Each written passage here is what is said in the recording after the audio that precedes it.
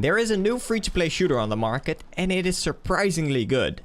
I'm talking about IronSight. It released back in February, and at the moment of recording this video, it is in their open beta phase. I was pleasantly surprised when I was playing this game. It felt good, and the pay-to-win ratio is certainly there in some way, shape or form, but I'd say that paying money for this game will definitely not make you stand out with better gear than people that have never spent a dime.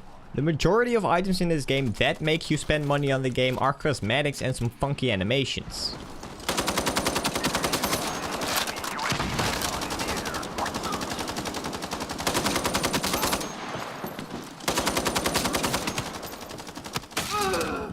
In this game there are 4 game modes at your disposal. We have our classic team deathmatch that we all know and love, and there is Secure Point, which is basically headquarters from Call of Duty, but if you're not familiar with that mode, it's a mode where 2 teams fight against each other to take one single secure point.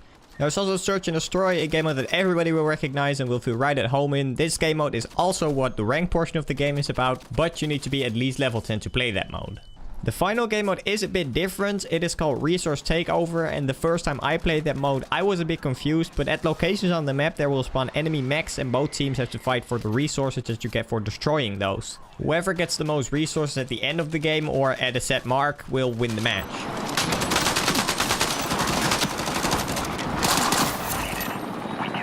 This game really plays like Call of Duty, and everybody who has ever played any COD will recognize that the second they boot up this game.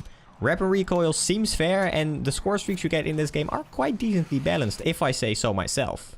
When it comes to the score streaks, there are 2 options to choose from: tactical and offensive. Offensive score streaks will get you things like an airstrike and a drone that help you shoot enemies, to more advanced stuff like the Halberd.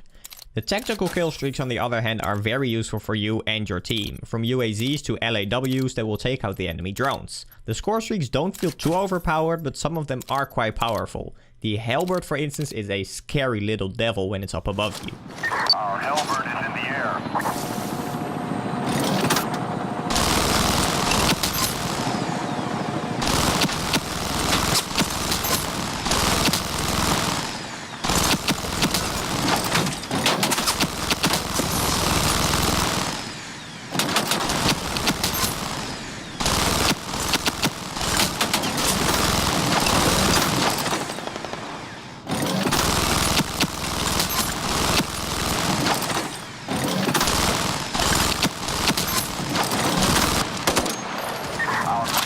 When it comes to your personal loadout, there's nothing new and nothing special.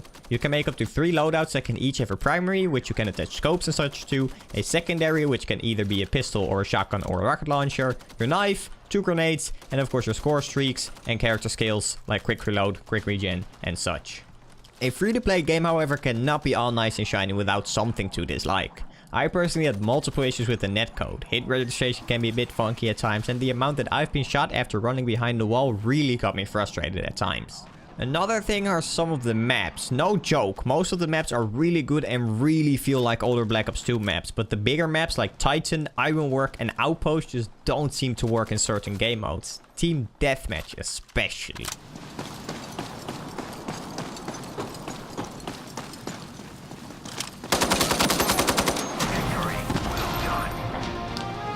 So easy.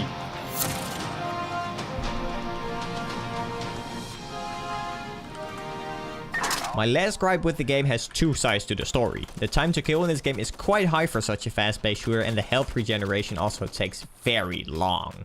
You can take this 2 ways, however. It requires more skill to stay alive longer this way, but in a fast-paced shooter like this, it's quite impossible to not go away from a fight without some health loss. Combining this with the smaller maps, it almost makes it impossible to regen to full health, as the next enemy is most likely right around the corner. I'd however recommend everybody to at least try this game out. It's unfortunately not on Steam, but you can download the game's client on their website. The game is only 5 GB, so why the heck not? I'll at least be around to see what happens with this game when it comes out of its open beta. My name is Cubie, and I'll see all of y'all in the next one.